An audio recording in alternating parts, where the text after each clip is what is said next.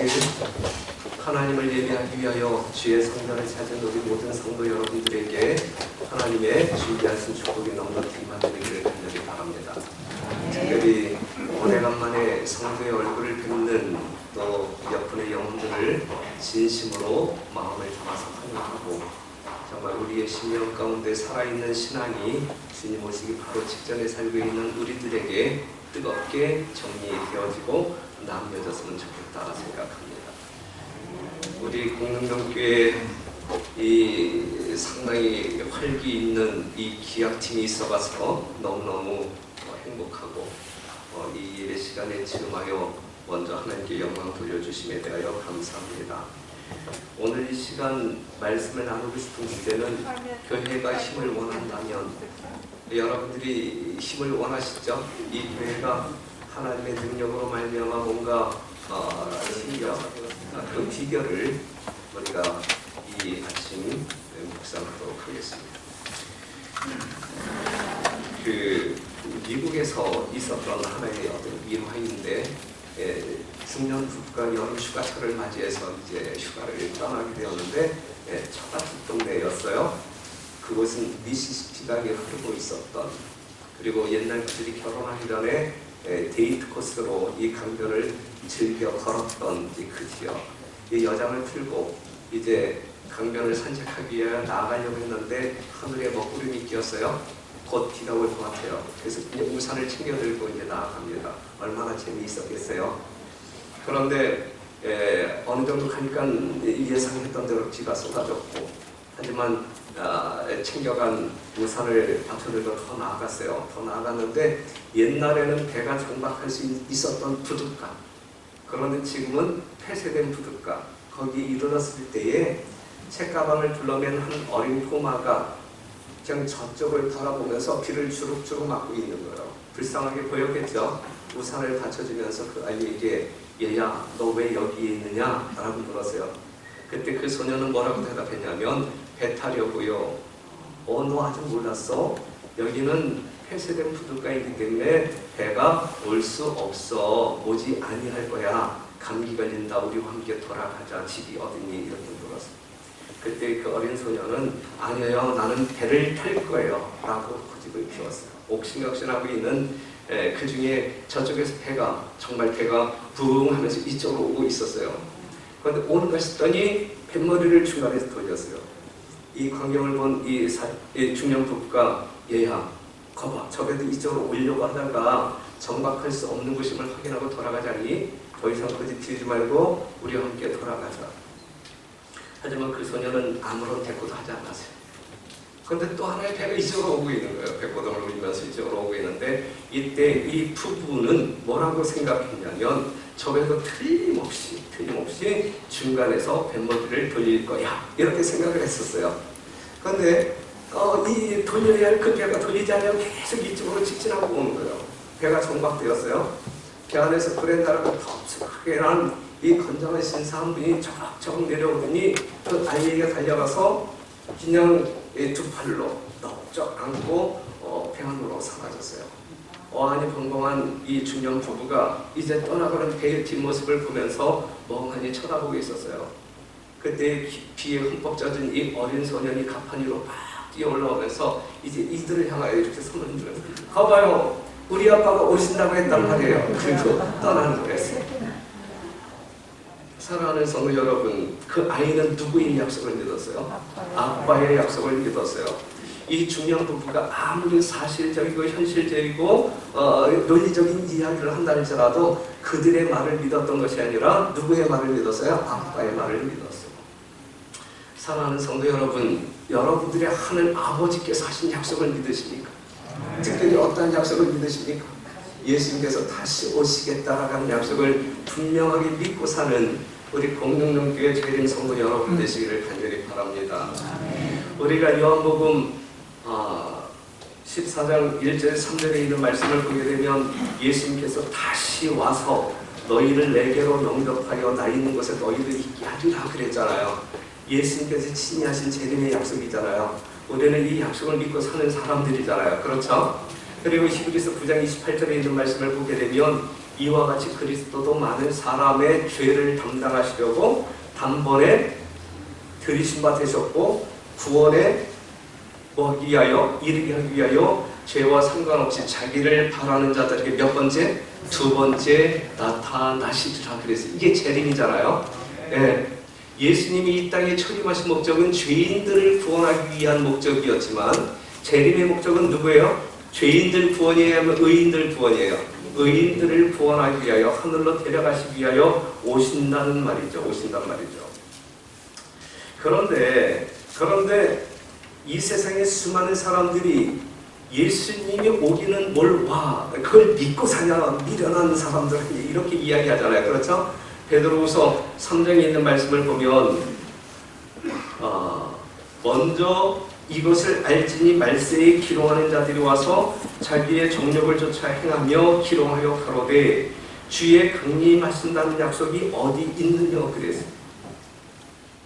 상식과 과학적으로 이해할 수 없기 때문에 믿지 않는 그들의 이야기, 재림을 믿는 우리들에게 야 재림하신다는 약속이 어디 있느냐, 야 세상이 이런데 예수님 오시겠느냐, 여러분들은 그렇게 기록하고 있잖아요. 그렇다 할지라도 예수님은 뭐 하신다? 분명히 오신다. 우리가 준비 안 되었다 할지라도 예수님 오신다. 예수님 지금 오시지 마세요 한다 할지라도 예수님 오실 때가 되면 분명히 오신다. 이 사실을 믿고 사는 재림 성도들이잖아요. 그렇죠. 그런데 이제 문제가 있어요. 재림을 기다리는 이 세상에 살아가고 있는 이 재림 성도들에게 문제가 있다라고 예수님께서 말씀하시는데 누가복음 18장 8절에 있는 말씀을 보면 내가 너희에게 이르노니 속히 그 원한을 풀어주시리라. 그러나 인자가 올 때에 예수님이 올 때에 세상에서 무엇을 보겠느냐? 믿음을 보겠느냐 그랬어요. 그러나 인자가 올 때에 믿음을 보겠느냐 그랬거든요. 인자가 올 때에 세상에서 믿음을 보겠느냐? 인자가 올 때에 재림교회 안에서 믿음을 보겠느냐? 더 심하게 이야기한다고 하면 인자가 올 때에 공동동 교회에서 여러분들 중에서 믿음을 보겠느냐라고 이야기하고 있잖아요.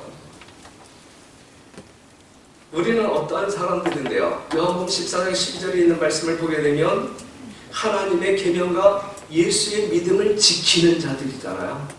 우리는 예수님의 믿음을 지키는 자들이라고 공언하면서 이 자리에 앉아있는 사람들이잖아요.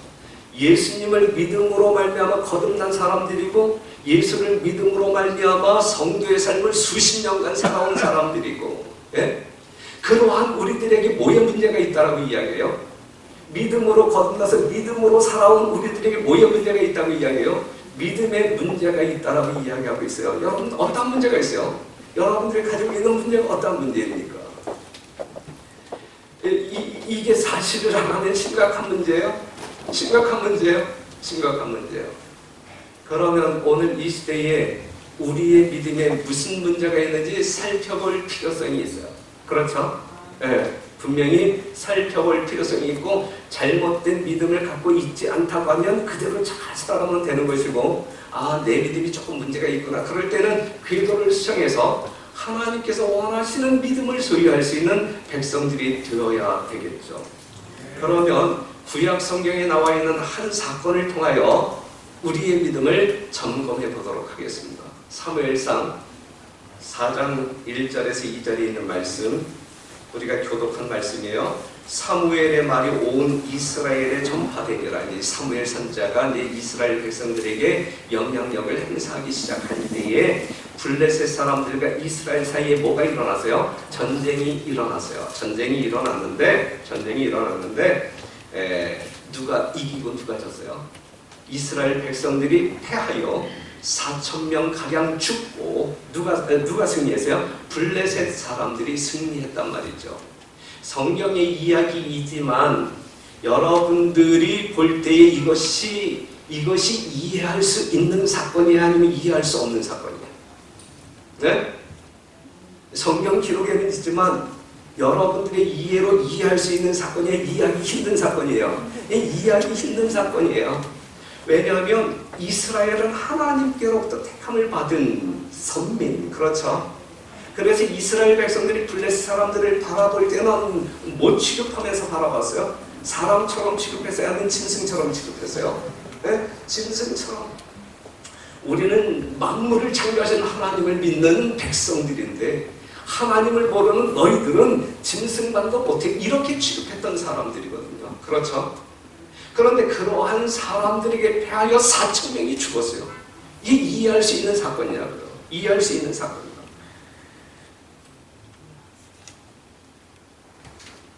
그러니까는 이 당시 이제 사무엘상 4장 3절 보게 되면 백성이 진으로 돌아오며 패한 백성들 있죠. 이스라엘 장로들이 가로되 여호와께서 어찌하여 우리로 오늘 블레셋 사람 앞에 패하게 하셨는고? 예? 땅을 치면서 통곡하는 거예요. 그들도 이해할 수 없다예요. 그렇죠? 야, 어떻게 하나님을 믿는 우리들에게 이러한 일이 일어날 수 있느냐? 땅을 치며 통곡해요. 도저히 이해가 안 됩니다. 도저히 이해가 안 됩니다. 한참을 울다가 한 장로가 옆에 있는 장로 옆구리를 쳐요. 야, 이번 전쟁 나갈 때 우리가 하나님의 법궤를 가지고 나갔냐? 그랬을 때 아니, 지금 하나님의 법궤는 실로에 있는데, 그러니까 무릎을 탁 치면서 그러면 그렇지, 우리가 여호와의 법궤를 앞세워 나가지 않았으니까 졌지, 이렇게 이야기를 합니다. 그 말이 맞는 말이에요? 틀린 말이에요? 예? 맞는 말이에요? 맞는 말. 그들은 여호와의 법궤에 대한 믿음이 있었어요? 없었어요? 여호와의 법궤에 대한 믿음이 있었어요. 여호와의 법궤에 대한 그들의 믿음은 이론적인 믿음이 아닌 경험적인 믿음이에요. 경험적인 믿음, 경험적인 믿음. 예?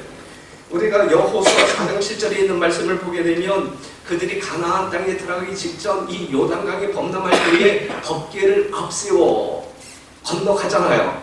법궤가 이 요단강물에 들어갈 때 요단강물이 뭐였어요? 쫙 갈라지잖아요. 그렇죠? 뒤쫓아가던 이스라엘 백성들이 그 광경을 목격해요? 목격하잖아요. 경험해요? 경험하잖아요. 야, 여호와의 법궤가 뭔데? 법궤가 들어가자마자 강물이 갈라지냐? 어떻게 이 불가능한 일이 가능케 되느냐? 그 법궤의 위력을 그들이 경험하거든요. 신뢰가 생겼어요? 신뢰가 생겼어요. 그뿐만이 아니죠. 우리가 여호수아 6장 12절에서 13절, 20절에 있는 말씀을 보게 되면 그들이 가나안 땅에 들어갔을 때 어떠한 성과 맞닥뜨려요? 여리고 성과 맞닥뜨리잖아요. 어찌할 바를 알지 못하고 그들이 이제 당황할 때에, 야, 우리가 여기까지 와서 또 이 사람들에게 또 얻어맞아 죽는 거 아니야? 불안에 떨 때에 하늘 상황실에서 어떤 명령이 떨어져요. 야, 겁먹지 말고 여호와의 법궤를 앞세워 빙빙 돌아봐, 빙빙 돌아봐. 그렇죠? 그렇죠? 그래서 여호와의 법궤를 앞세워가지고 이 여리고성을 빙빙 돌잖아요. 그렇죠? 빙빙 돌잖아요. 빙빙 돌았는데 하나님의 말씀에 순종하여 돌기를 다했을 때에 사람 손끝 하나 닿지 아니하였음에도 불구하고 이 난공불락이 요새 여리고성이 완전히 박살나잖아요. 그 광경을 여호와 법궤를 뒤쫓아가던 이스라엘 백성들을 목격하잖아요. 야, 저게 뭔데? 에? 대단한 능력이다. 이 하나님에 대한 신뢰가 있었어요? 없었어요? 이론적인 믿음이 아니라니까요. 경험적인 믿음이에요. 법궤에 대한 경험적인 믿음이에요.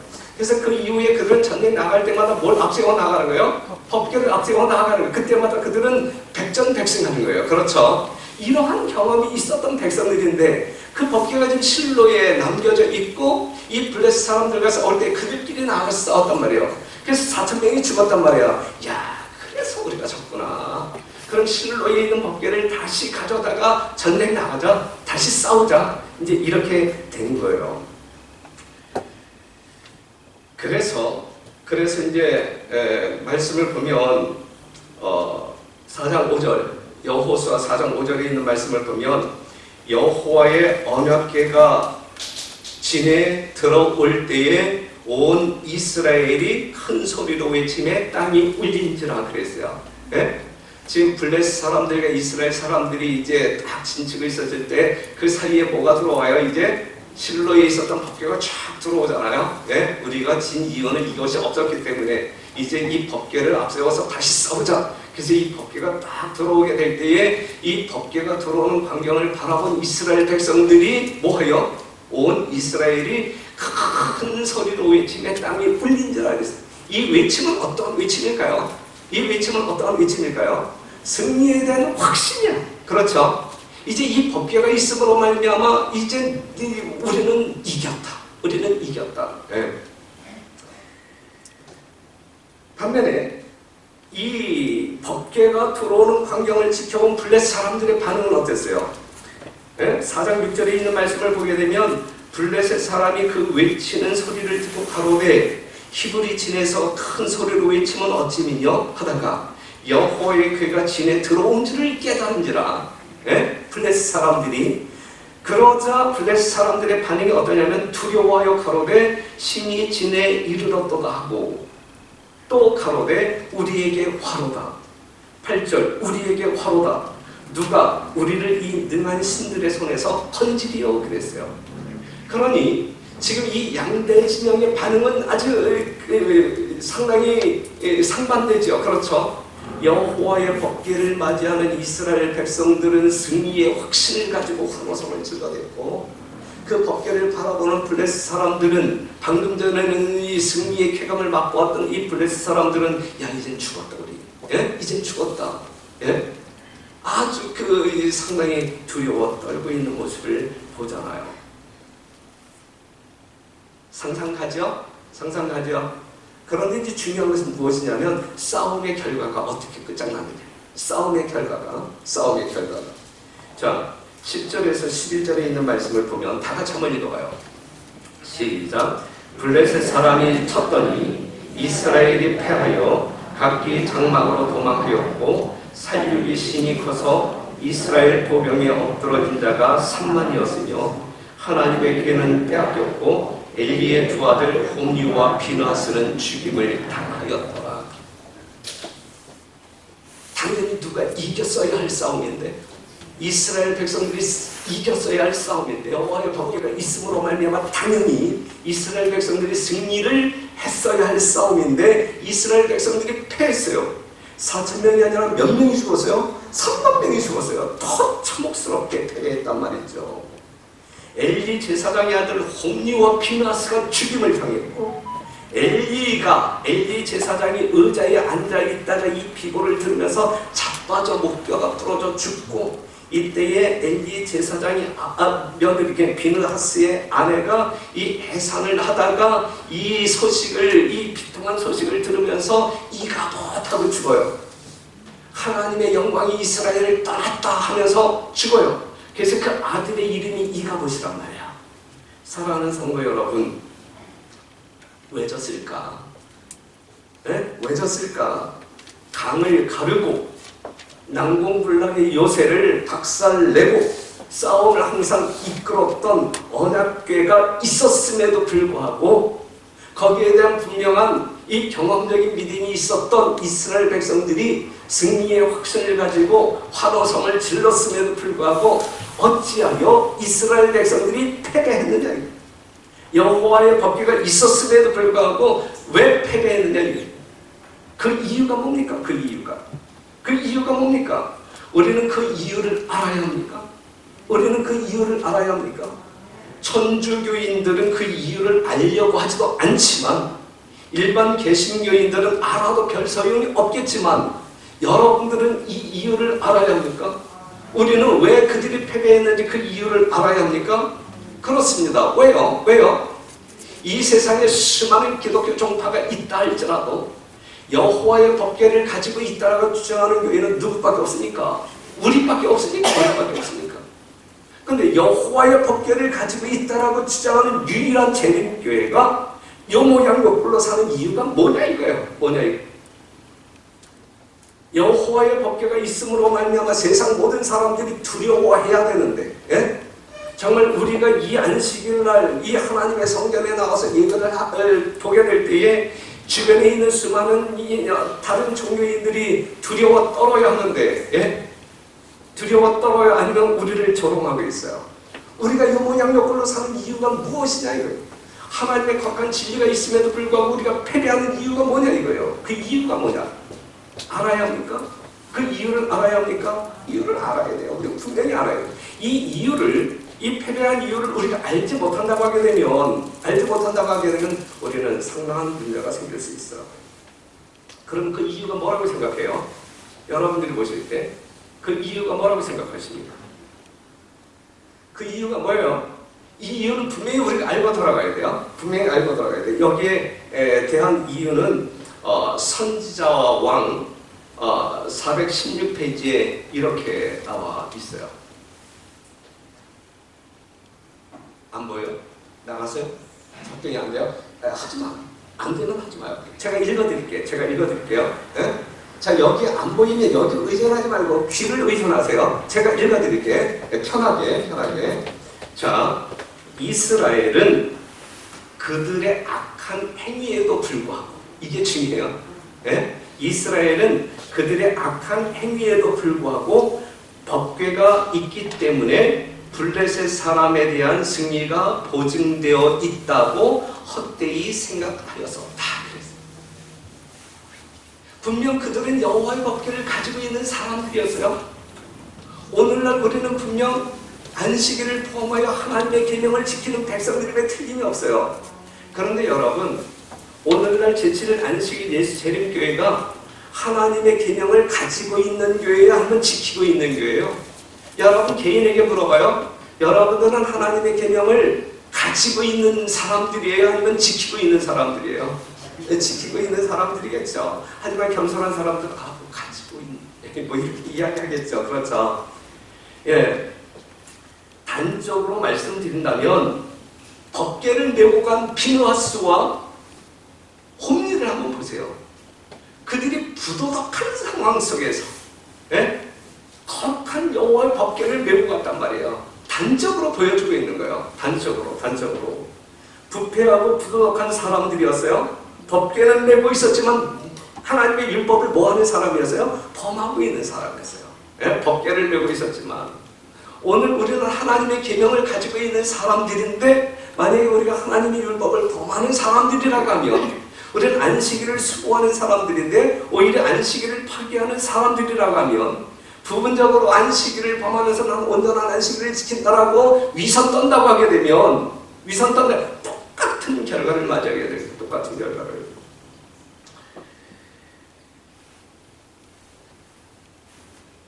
법궤가 진영으로 들어올 때에 블레셋 사람들은 두려워 떨었어요. 만약에 우리가 진짜 하나님의 백성들이라고 하면, 우리가 진짜 하나님의 법궤를 가지고 있는 사람들이라고 하면 이 세상 주변 사람들은 우리 때문에 떨어야 돼요. 우리 때문에 하나님의 신성을 그들이 바라보면서 경험하면서 두려워 떨어야 이것이 정상적인 재림교회의 모습이지, 세상 사람들의 조롱을 받고 사는 것이 오늘날 현실적인 우리들의 모습이 우리의 정체성에 근거한 온전한 모습은 아니다라고 하는 사실이죠. 네. 로마서 2장 23절에 있는 말씀 보면 율법을 자랑하는 네가 율법을 범함으로 하나님을 욕되게 하느냐. 기록된 바와 같이 하나님의 이름이 너희로 인하여 이방인 중에서 모독을 받는도다 그랬거든요. 율법을 자랑하는 내가 율법을 범하느냐. 그러므로 말미암아 세상 가운데에서 하나님이 모독을 받는도다 이야기하고 있거든요. 그러니 사랑하는 성도 여러분, 정말 예수 그리스도의 십자가의 희생으로 말미암아 죄 사함을 받은 예수님의 공로로 말미암아 죄 사함 받아 의인으로서 하나님의 자녀로 살아가고 있는 우리들의 어떠함에 따라서 하나님이 찬양을 영광을 받으실 수 있고 모욕을 받으실 수 있다라는 사실이거든요. 예수님의 십자가의 희생이 그렇게 하잘 것 없는 게 아니잖아요. 그렇죠? 얼마나 위대한, 그것보다 더 위대한 것이 있을까요? 그럼에도 불구하고 우리가 하나님의 말씀과 조화롭지 못한 삶을 산다고 할 때에 하나님의 말씀 진리 안식일 뭐 이야기하면서 우리가 엉뚱하게 생각하게 될 때에 얼마나 세상 사람들은 우리를 보고 조롱하고 비아냥거리겠습니까? 그러는 중에 우리 하나님이 모욕을 당하신다 그랬거든요. 로마서 2장 13절 하나님 앞에서는 율법을 듣는 자가 의인이 아니요 오직 율법을 행하는 자라야 의롭다 하심을 얻으리라 그랬어요. 우리가 믿음으로 구원받아요. 구원받은 사람은 믿음으로 말미암아 하나님의 율법에 뭐 한다 그랬어요? 온전히 순종한다 그랬어요. 이것이 하나님께서 우리에게 요구하고 있는 성화이거든요. 그것이 하나님께서 요구하고 있는 성품이거든요. 우리가 우리의 삶 가운데 하나님의 성품을 드러낼 때에 하나님께 영광을 돌리는 진정한 예배자가 되는 것이거든요. 이러한 예배자가 될 때에 이러한 사람들을 데리러 우리 주님이 이 땅에 오신다라고 약속하고 있는 것이거든요. 우리 공동동교회 모든 성도들이 그러한 삶을 추구하는, 우리가 거기에 미치지 못했다고 하게 되면 지금부터라도 우리가 다시 한번 회개하고 정말 그쪽을 향하여 전진하는 여러분과 제가 되기를 간절히 바랍니다. 이 말씀 한번 들어보세요. 잠언 28장 9절에 있는 말씀, 귀를 돌이키고 율법을 듣지 아니하면 그의 기도도 가증하니라 그랬어요. 우린 기도하고 사는 사람들이잖아요. 그런데 하나님의 율법을 범하면서 우리가 기도할 때에 그의 기도도 뭐하니라? 가증하니라 그랬어요. 하나님의 계명을 지키지 아니하면 어떤 예배로도 하나님을 기쁘시게 할 수 없다. 대쟁투하 120페이지에 나와 있는 말씀인데 다시 들어보실래요? 예? 하나님의 계명을 지키지 아니하면 무엇으로? 예? 그냥 여러분들이 어떤 그 보이기 위한 어떤 그 행함으로 지키는 계명 준수가 아니고 정말 사랑의 강권하심으로 말미암아 지키고 싶어서 지키는 계명을 이야기하고 있는 거예요.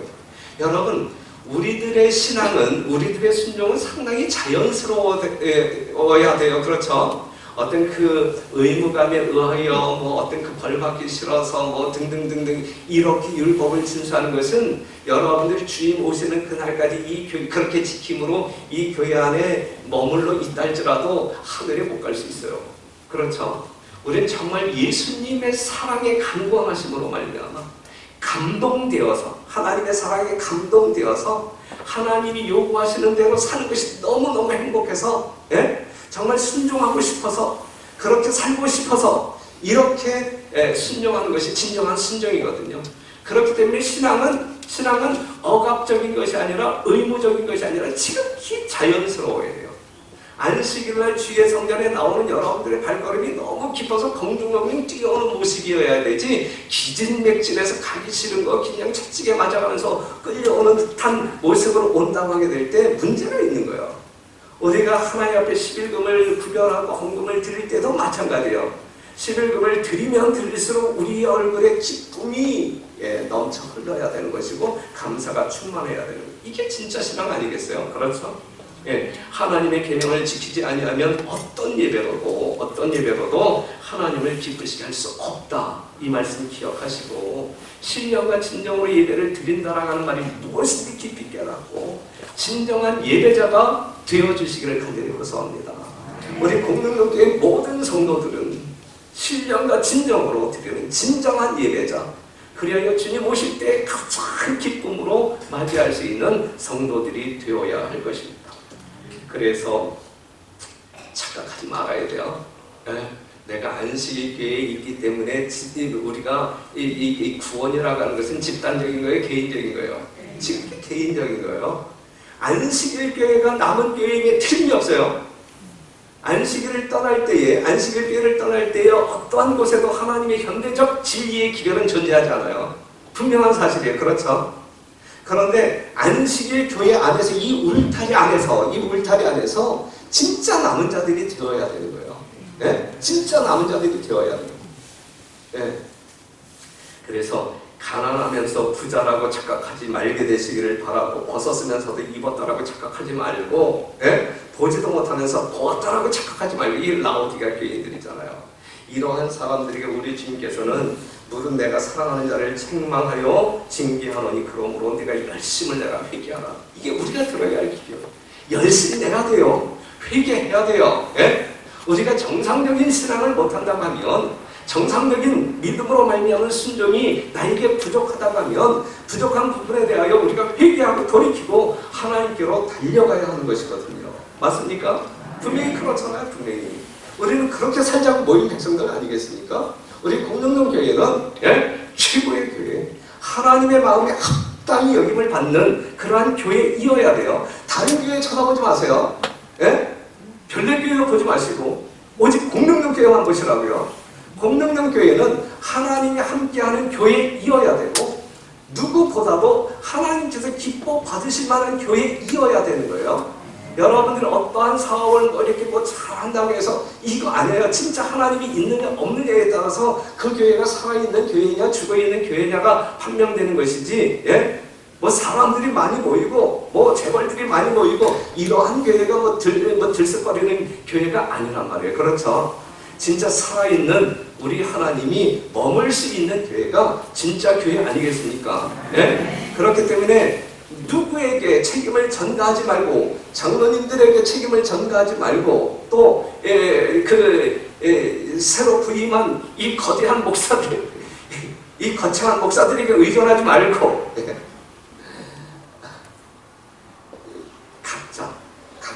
각자에게 책임을 가지고 우리의 신앙을 해야 할 것입니다. 그래서 오늘 설교의 제목으로 제가 이제 인용했던 말씀이 교회증언 6권 370페이지에 있는 말씀인데, 들어보세요. 교회들이 힘을 원한다면, 그들은 하나님께서 그들에게 주신 기별대로 살아야 한다. 그러니까 우리가 영적인 능력을 경험하기 위해서는 하나님께서 주신 기별대로 살아야 한다. 기별대로 살지 아니할 때에 우리는 영적인 능력을 체험할 수가 없는 거예요. 영적인 능력을 체험하지 아니할 때 우리의 성품은 변화될 수가 없는 거예요. 그렇죠? 그 다음에 우리가 영적인 능력을 경험하지 아니할 때 우리가 아무리 화려찬란한 어떤 그 선교적 계획을 가지고 우리가 일을 이렇게 협력하여 한다 할지라도 거기에는 하나님께서 원하시는 열매를 내줄 수가 없는 것이거든요. 교회들이 힘을 원한다면 그들은 하나님께서 그들에게 주신 무엇대로, 기별대로 살아야 한다. 다시 다른 말씀,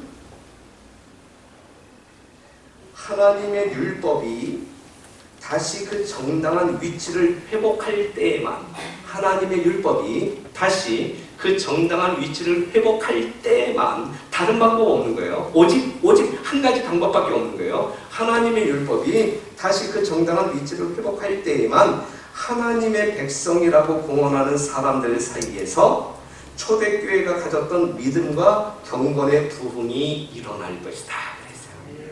다른 방법 전혀 없어요.